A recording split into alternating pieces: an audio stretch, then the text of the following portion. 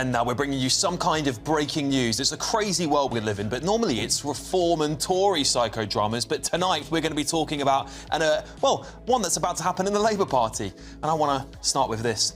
Can you feel the burn, Keir Starmer? That's right. Greater Manchester Mayor Andy Burnham, the self-styled King of the North, has declared his intention to run as a Westminster Labour MP.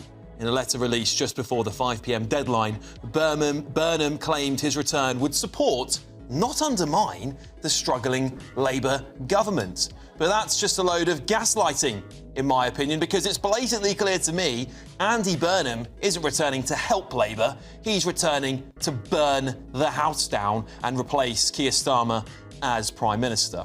Hold on to your flat caps and adjust your spectacles, everyone, because the Labour Party has just decided to stage a remake of Gladiator.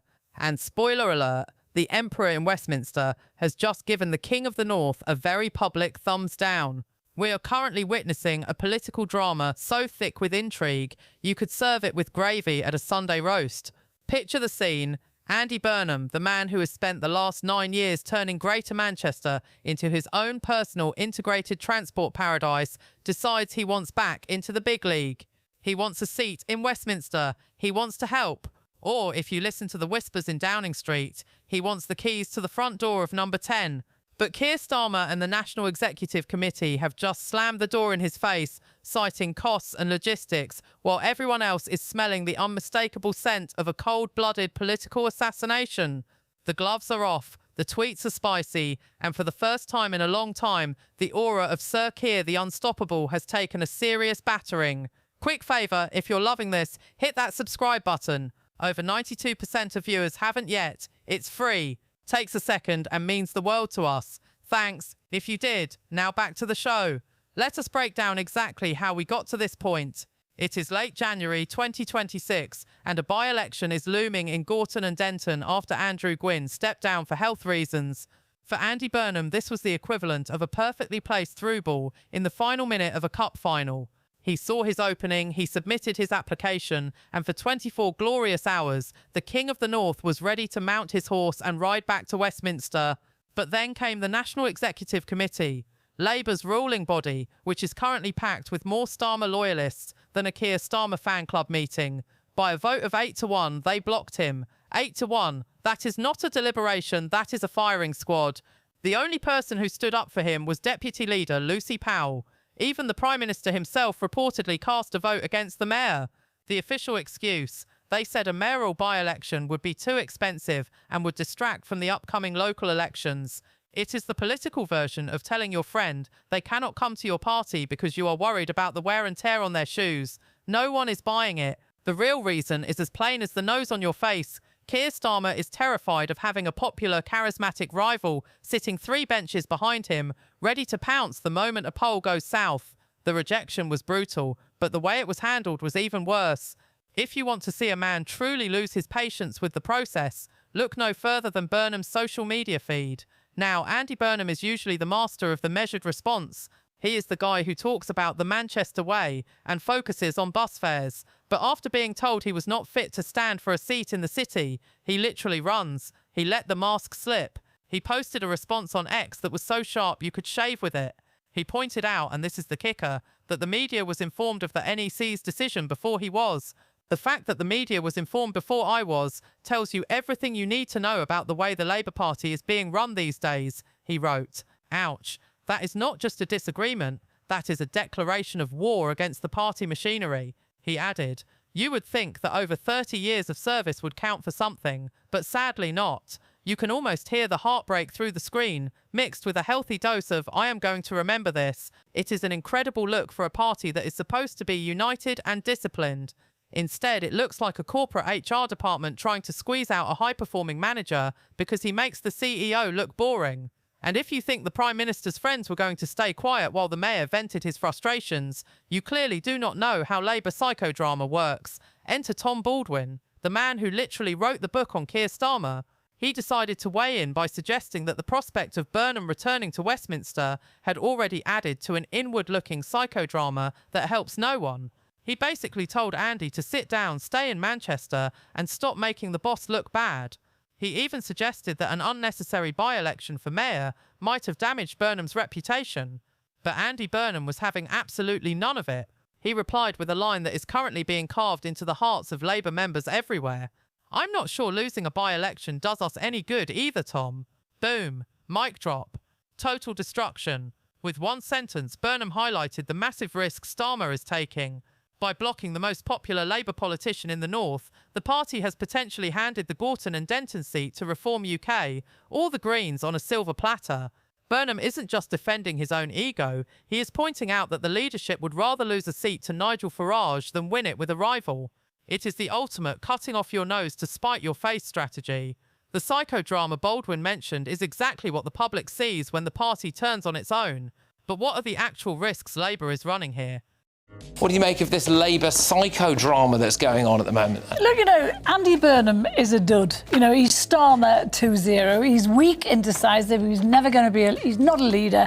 He's never going to save the party or this country. But that's not the point. The point is Starmer didn't block him for any of that. He blocked him because he was terrified he was going to take his job. Now, a confident leader would have let Andy Burnham run, and maybe Burnham would have lost that seat to Reform.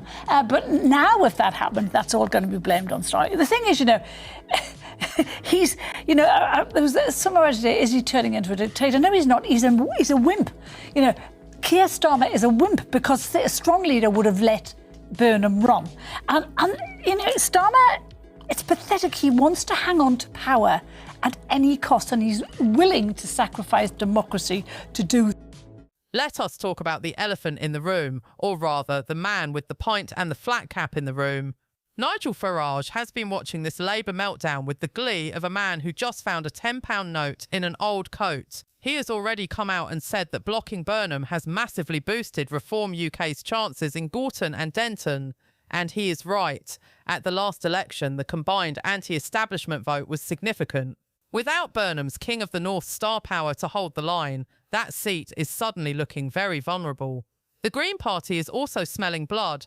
They have been on the doorsteps in Manchester claiming the Labour vote is collapsing. Imagine the scenes if Labour loses a heartland seat in Manchester just weeks after the Prime Minister personally stepped in to block the local hero. It wouldn't just be a bad night for Keir Starmer, it would be an existential crisis. The narrative would shift from Starmer as a strong leader to Starmer as a control freak who is losing his grip on the country.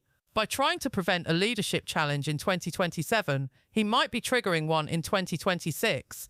The irony of the cost argument is not lost on anyone who can do basic sums. Let us look at the mayoral by-election myth. The NEC's official reason for blocking Burnham was the £500,000 cost of a mayoral by-election. They claimed this money should be spent on the cost of living crisis or other crucial elections. It sounds noble, doesn't it? We are saving your tax money, citizens. But wait a minute.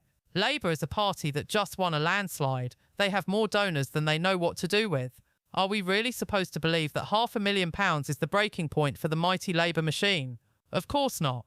The cost is a convenient fiction. The real cost they are worried about is the cost of internal dissent.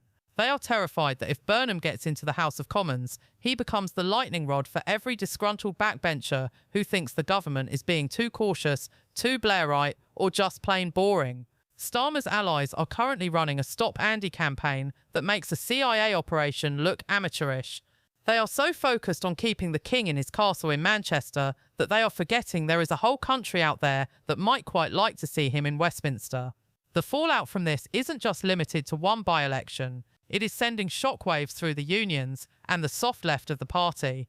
If you want to know how badly you have messed up as a Labour leader, check in with the unions. Andrea Egan, the General Secretary of Unison, has already warned against a stitch-up. The Fire Brigades Union has said they will fiercely resist any attempts to carve out popular figures like Burnham. These are the people who pay the bills for the Labour Party. When the people who sign the cheques start calling your selection process disgraceful, you have a problem. The King of the North isn't just a nickname, it represents a specific brand of Manchesterism, a soft-left, pro-growth, interventionist style of politics that actually seems to work. People like the B network. They like the idea of local control. By blocking the man who pioneered this, Starmer is effectively telling the north of England that their preferred style of politics isn't welcome in the new Labour inner circle.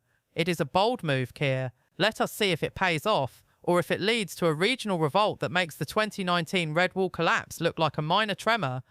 Keir Starmer is toast. He might have blocked Andy Burnham, but critics say he won't survive the May local elections. Former Labour MP Rosie Duffield tells us that the Prime Minister is a middle manager, he can't lead, and we need a new start. He absolutely cannot last after the disastrous potential predicted May results.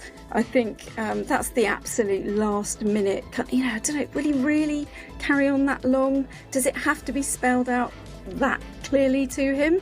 I don't know, he doesn't seem to have seen any of the other signs, but that's the absolute last chance saloon, I would have thought. As we head toward the by-election in February, the pressure on the hand-picked Labour candidate, whoever that poor soul might be, is going to be immense.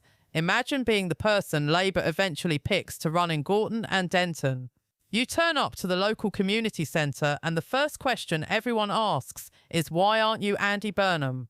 You are walking into a political minefield where your own mayor has already hinted that the party leadership is incompetent and that the seat might be lost.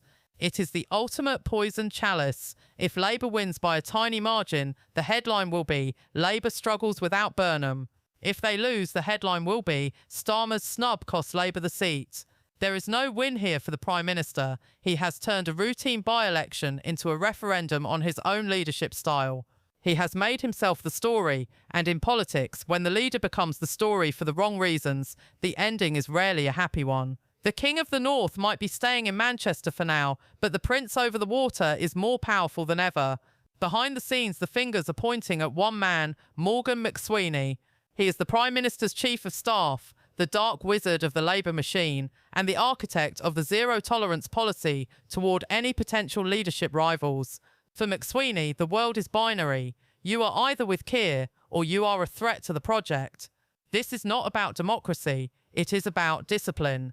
It is a philosophy that says it is better to have 350 MPs who are all singing from the same hymn sheet than to have 351, where one of them happens to be a chart-topping soloist. But here is the danger of that approach. When you squeeze the balloon in one place, it pops in another.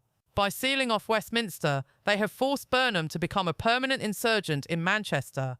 He is now the focus for every person in the country who is tired of managerial politics. He is the person who gets to say, I wanted to help, but the bureaucrats wouldn't let me. It is a powerful narrative, the man of the people versus the men in suits. And in British politics, the person who looks like they have been wronged usually ends up with the last laugh. While the Labour Party turns inward, the rest of the country is watching a government that seems more interested in its own psychodrama than the public's problems. To the average voter in Gorton or Denton, this whole saga must look utterly bizarre. They have real problems, NHS waiting lists, energy bills, a crumbling social care system. And what is the Labour Party doing? They are spending their time in locked rooms in London, arguing over whether a popular mayor is allowed to stand for Parliament. It reinforces the idea that the political class is completely disconnected from reality. Starmer's strength was supposed to be his no-nonsense approach. Country first, party second. But in the Gorton and Denton by-election, he has put leadership safety first, country third, party fourth. It is a bad look for a Prime Minister who is still in his honeymoon period.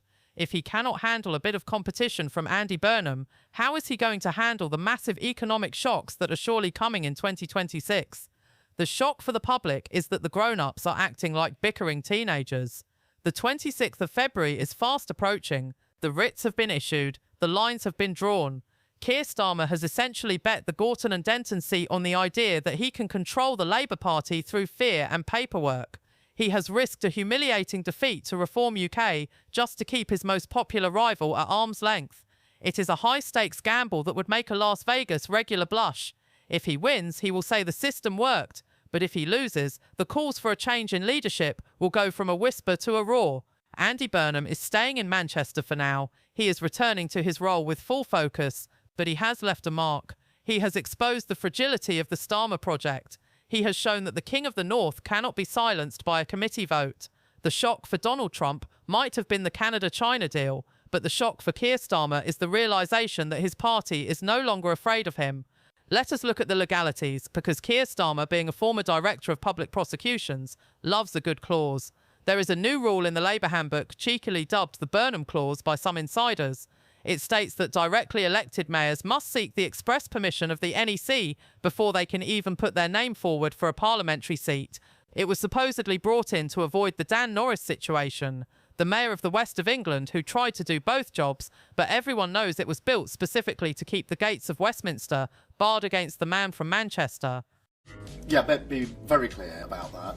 We have really important elections already across England for local councils, very important elections in Wales for the government there, and very important elections in Scotland for the Scottish government. That will affect millions of people, and we're out campaigning on the cost of living, and they're very important elections. We need all of our focus on those elections. Andy Burnham's doing a great job as the Mayor of Manchester, but having an election for the Mayor of Manchester when it's not necessary would divert our resources away from the elections that we must have and that we must fight and win. And resources, whether that's money or people, need to be focused on the elections that we must have, not elections that we don't have to have. And that was the basis of the NEC decision. The Burnham clause is the ultimate political bouncer. It says you can have all the popularity you want in the north, but unless you have a VIP pass from the national executive, you are not coming inside. The problem for Starmer is that by using a legalistic loophole to block a popular figure, he makes the whole selection process look like a kangaroo court. It is one thing to lose a fair vote among local members. It is another thing entirely to be told you cannot even speak to them. It is the death of localism in a party that supposedly prides itself on it. The anger in Manchester is not just about one man. It is about a sense of being ignored by the London bubble once again. For many in Greater Manchester, this feels like a repeat of the 2020 lockdown battles. Remember when Andy Burnham stood on the steps of Manchester Central Library and accused the Tory government of treating the North like a canary in the coal mine? He won the respect of the entire region for standing up to the London-centric leadership. Fast forward to 2026 and the London-centric leadership is now in his own party. The feeling on the ground is that the Starmer project is a purely metropolitan one. It is about Islington, not Oldham. It is about loyally precision, not northern grit. By blocking Burnham, Starmer has unintentionally reignited the North versus South divide within his own ranks. He has turned a popular regional mayor into a martyr for northern autonomy. If you want to know why Reform UK is doing so well in the polls, it is because they are tapping into that exact same feeling of being looked down upon by the experts in London. Starmer has just given Nigel Farage a massive bucket of fuel for his fire. The fallout is even reaching the cabinet. There are reports of cold fury in Downing Street, but not everyone is on the same page. It is no secret that Angela Rayner and Andy Burnham are close. They are the twin pillars of Northern Labour. Rumour has it that the Deputy Prime Minister was fuming when she heard the NEC had blocked her friend. She reportedly even made a last-minute plea to the PM to think about the optics. Even Ed Miliband, the Energy Secretary, publicly said he hoped Burnham would be allowed to stand. When your Deputy Prime Minister and your Energy Secretary are disagreeing with you in public, you are not leading a united team. You are managing a coalition of the unwilling. This cabinet crack is a dangerous sign for Starmer. It suggests that the McSweeney era of total control is starting to fray at the edges. If senior ministers feel comfortable enough to disagree with the Prime Minister on such a high-profile issue, it won't be long before the backbenchers start doing the same. Starmer's authority is built on the idea of delivery and discipline.